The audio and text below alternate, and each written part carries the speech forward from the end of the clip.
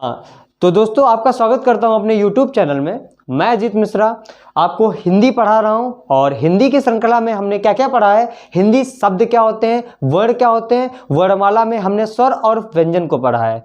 इसी श्रृंखला को आगे बढ़ाते हुए हम पढ़ेंगे घोष और अघोष। बात करते हैं घोष और अघोष होते क्या हैं।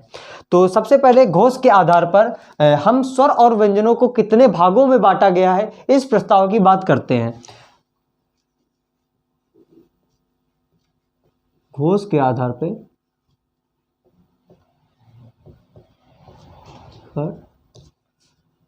स्वर और व्यंजनों को कितने भागों में बांटा गया है। तो सबसे पहले अगर बात करते हैं कौन कौन से होते हैं, सबसे पहले आता है अघोष और दूसरे की अगर हम बात करें तो होता है सघोष। ठीक है बच्चों, और जो ये हमारा सघोष व्यंजन होता है या सघोष होता है इसी को ही हम घोष बोलते हैं। कहीं कहीं प्रश्न पूछा जाता है कि ये घोष क्या होता है, सघोष क्या होता है, और इसके साथ हम एक शब्द यूज कर लेते हैं स्वर और व्यंजन। स्वर और व्यंजन, ठीक है बच्चों, क्योंकि बोल सकते हैं जो ये सघोष व्यंजन होते हैं, स्वर होते हैं, ये क्या होते हैं। इसी श्रृंखला को हम आगे बढ़ाएंगे और आपको बताएंगे कि ये होते क्या है।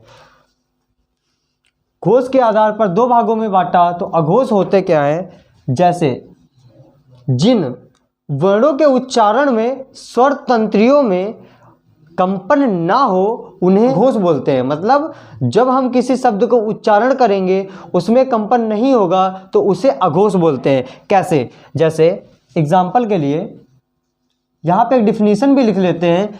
जिन वर्णों को उच्चारित करते समय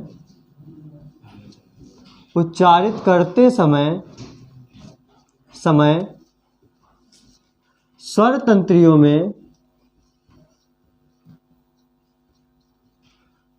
में कंपन नहीं होता है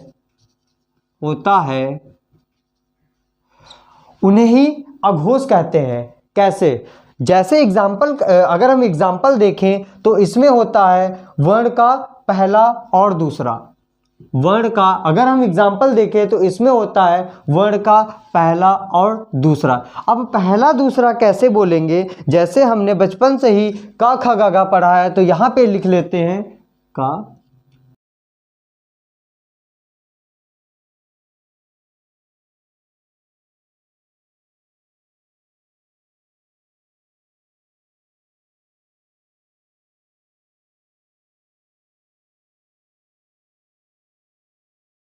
ठीक है बच्चों, तो ये जो अक्षर पंच कैसे बोले, पहला और दूसरा कैसे कैटेगराइज करा, तो ये एक हो गया, दो हो गया, तीन हो गया, चार हो गया।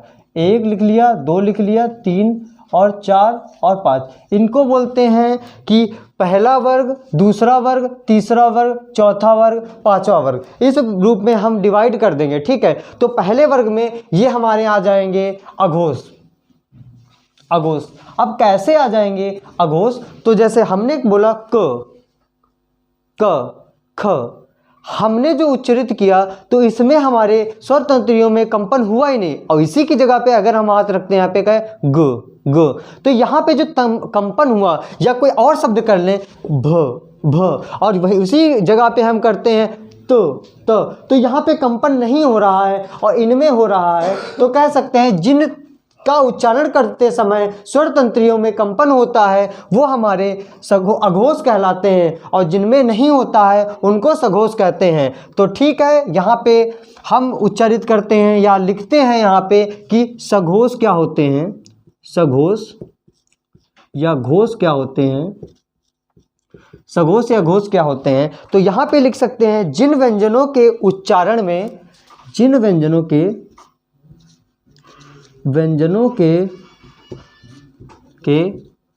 उच्चारण में स्वर तंत्रियों में कंपन होता है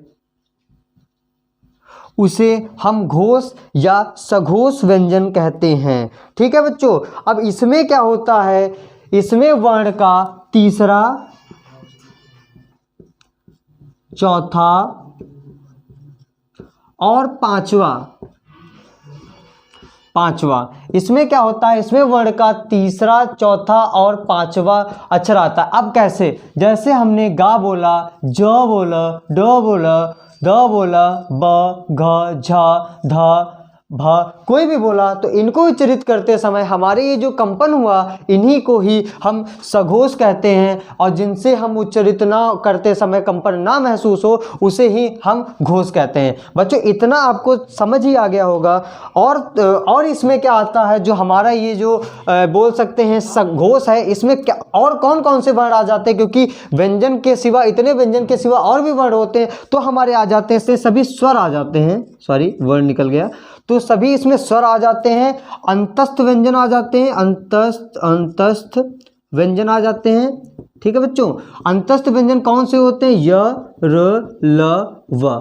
ठीक है बच्चों, अंतस्थ व्यंजन आ जाते हैं हमारे, द्विगुण व्यंजन आ जाते हैं, द्विगुण व्यंजन आ जाते हैं। द्विगुण व्यंजन वो होते हैं जिनसे तोड़ने, अगर इसको हम बोले तो द्विगुण, जो दो गुण प्रदर्शित करते हैं उन्हें द्विगुण व्यंजन कहते हैं, तो उसमें हमारा आ जाता है ये वर्ड आ जाता है। ठीक है, और एक अयोग वाह आ जाता है, योग वाह। ठीक है बच्चों, अयोग वाह आ जाता है। अब अगर हम बात करें, अयोग वाह लिख लीजिएगा इसको, अयोग वाह आ जाता है। तो इतना जो होता है घोष में होता है, और ये होता है ये अघोष में होता है। बच्चों अब इसको हम समझाने के लिए आपके लिए एक ट्रिक बताएंगे, जिसको आपको समझने के लिए बिल्कुल दिक्कत ना हो, क्योंकि ये चीज़ आपके माइंड से स्लिप हो सकती है कि तीसरा आता है, चौथा आता है, पांचवा होता है, सभी स्वर आते हैं, या अंतस्थ व्यंजन आते हैं, या द्विगुण व्यंजन आते हैं। तो इन सब की कन्फ्यूजन को दूर करने के लिए हम भी इसको एक ट्रिक से समझाते हैं। तो इसको पहले साफ कर लेते हैं, ये लिखा रहने देते हैं, आगे काम आ सकता है। ठीक है बच्चों, अब यहां पे लिख लेते हैं ट्रिक, शायद इंटरेस्टिंग लगे। तो ट्रिक हमारी क्या है, ट्रिक हमारी है मिर्जापुर ट्रिक। मिर्जापुर ट्रिक का मतलब क्या है कि हम एक बनाएंगे मस्त सी पिस्टल। ठीक है बच्चों, एक बनाते हैं पिस्टल, ये बना ली, ये बन गई हमारी पिस्टल, ये बन गया इसका घोड़ा। ठीक है, ये हमारी बन गई है पिस्टल। अब क्या है, पिस्टल में जब पिस्टल बनी है तो गोली भी होनी चाहिए, तो ये हमारी 3 गोलियां इसमें बना लेते हैं। ठीक है, ये एक मुन्ना भैया की है, कालीन भैया की, एक मकबूल की है। ठीक, और ये हमारी बढ़िया सी बनी है पिस्टलवा। अब क्या होता है, याद कैसे रखेंगे, सिर्फ हम याद रखने के लिए एक ट्रिक रख लेते हैं, ये हम बताएंगे अघोष के बारे में। ठीक है, सिर्फ अघोष के बारे में बताएंगे, बाकी आप स्वयं समझ जाएंगे कि सघोष कौन से हैं या घोष व्यंजन कौन कौन से हैं। ठीक है बच्चों, तो इसमें हम गोलियां भर देते हैं। गोलियां भरने क्या है, तो हम क्या भरते हैं, एक गोली भरते हैं, पहला वो भरेंगे, यहाँ पे दूसरी भरेंगे, पहला वर्ड दूसरा का। ठीक है बच्चों, का, च, ट, त, पा, ये भर दिया, यहां पे लिख दिया। ठीक, अब क्या हुआ, अब इसमें दूसरे में क्या लिख दे, खा, छा, ठा, था, फा। ठीक है, अब भैया क्या हुआ, हम इतना याद रखें कि अघोष क्या होता है। ठीक, तो अघोष में याद करने के लिए का, चा, टा, ता, पा, खा, छा, ठा, था, पा, और 3 गोली शा, शा, शा, हा को नहीं रखेंगे। ठीक है, तो बच्चों इतना हमने रख दिया, ये जो मिर्जापुर वाली गोली है ये सारे के सारे घोषों को खत्म कर देगी। खत्म करने का मतलब क्या है कि इनको हम पहचान जाएंगे कि ये अघोष हैं, तो सारे सघोष, इनके सिवा कोई भी वर्ड आए सब के सब हमारे अघोष सघोष वर्ण भी होंगे, और ये जो बच जाए तो ये अघोष वर्ण होंगे। आशा करता हूं आपको इतना समझ में आएगा, बेहतर रूप से समझ में आएगा। मैं रिवीजन करा दूं कि मैंने क्या पढ़ाया। मैंने पढ़ाया घोष के आधार पर कितने स्वर और व्यंजनों को कितने भागों में बांटा गया है, तो 2 भागों में बांटा गया था, घोष और अघोष। ठीक है, घोष और अघोष, और सघोष बोल सकते हैं, इसी सघोष, इसी को घोष भी बोल देते हैं। ठीक बच्चों, अब क्या था, हमने एक अघोष के लिए एक ट्रिक बता दी, pistol trick, Mirzapur pistol trick. उसमें क्या हुआ, इनमें 3 गोलियां डाल दी, यही 3 गोली सारे सघोषों को खत्म कर देंगे। खत्म करने का मतलब हमको जानने की जरूरत ही नहीं है कि हमको अघोष क्या है सघोष क्या है, हम बस इतना याद कर लेंगे, हमको अघोष पता चल जाएगा। दुनिया का कोई भी अक्षर आए तो हम उससे जान सकते हैं कि ये अघोष है, ये सघोष है। कैसे, अब अगर हम आपसे माँ बोले, ठीक, माँ आपने लिखा है तो आप देख लो माँ अघोष में नहीं है तो सीधे मार दो घोष, गलत हो ही नहीं सकता। ठीक है, अगर हम आपसे बोले का, तो का तो पिस्टल में थी, मिर्जापुर वाली का वो पिस्टल में, तो ये अघोष हो गया। ठीक, ये इसी को सघोष बोल देते हैं। अब जैसे हमने भा बोला, ठीक, भा बोला, भा भैया गोली में है ही नहीं, पिस्टल में है ही नहीं, तो ये क्या हुआ, जाके सघोष हुआ जाके अपना। ठीक, और उसी पे हमने सा अपना बोला, यहाँ पे सा बोल दिया तो सा तो गोली में है, ये तो हुआ जाके अघोष।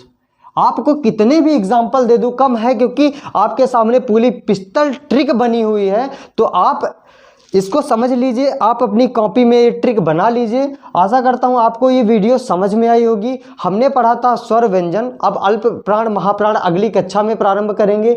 अघोष सघोष आपका हो गया है। आशा करता हूँ आपको ये अच्छी तरीके से समझ में आई होगी। Thank you class.